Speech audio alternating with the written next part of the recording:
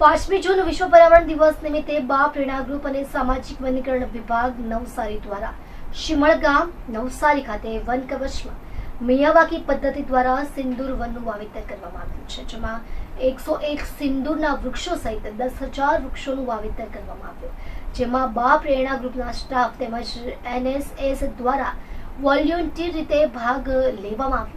આ ઉપરાંત સરવઈ ગામ બોટાદ ખાતે પણ મિશન ગ્રીન બોટાદ સંસ્થા સાથે મળીને બા પ્રેરણા ગ્રુપ દ્વારા 10,000 વૃક્ષોનું વાવેતર કરવામાં આવ્યું, જેમાં બા પ્રેરણા ગ્રુપ દ્વારા 20 ટન ઓર્ગેનિક ફર્ટિલાઇઝર સ્પોન્સર કરવામાં આવ્યું.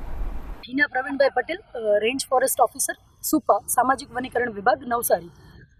વન વિભાગ ગુજરાત રાજ્ય દ્વારા વન કવચ નામનું મોડલ પ્રસ્થાપિત કરવામાં આવ્યું અને એ મોડલ અંતર્ગત શિમળ ગામ ખાતે 4 હેક્ટરમાં 40,000 રોપાનું વાવેતર કરવામાં આવ્યું છે, જેમાં કુલ 107 પ્રકારના વૃક્ષો વાવવામાં આવ્યા છે, જે ભારતીય મૂળના વૃક્ષો છે. અહીંયા વૃક્ષો વાવ્યા પછી અહીંયા અંદાજે અત્યારે 23 પ્રકારના પતંગિયાઓ અને 36 પ્રકારના બટરફ્લાય જોવા મળે છે.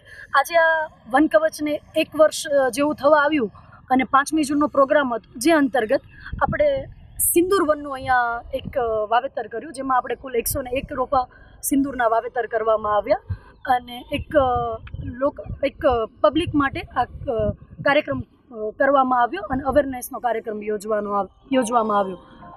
1 વર્ષ પહેલાં જે બંજર જમીન હતી એ આજે નવસાધ્ય થઈને આપણી સામે દેખાઈ રહી છે. આજના આ સામાજિક વનીકરણ વિભાગના ઉપલક્ષે 10,000થી વધુ વૃક્ષો વાવવાના આ ઉપલક્ષમાં આજે આપ સૌનું સ્વાગત છે અને આ સિમળ ગામ નવસારી નિમિત્તે આ જે 40,000 વૃક્ષો આસપાસમાં આપણે જે જોઈ રહ્યા છે, છેલ્લા 1 વર્ષમાં ઉછેરવામાં આવ્યા છે અને વધુ 10,000 વૃક્ષો પણ અહીંયા વાવી રહ્યા છીએ અને એફોરેસ્ટેશન અને બાયોડાયવર્સિટી પાર્ક અહીંયા બની રહ્યો છે. એના માટે ખૂબ ખૂબ અભિનંદનને સૌ પાત્ર છે, સામાજિક વનીકરણ વિભાગ પણ અને આ સિમળ ગામના નાગરિકો પણ. સૌનો ખૂબ ખૂબ આભાર અને વન પર્યાવરણ દિવસ નિમિત્તે આપ સૌને ખૂબ ખૂબ શુભેચ્છા.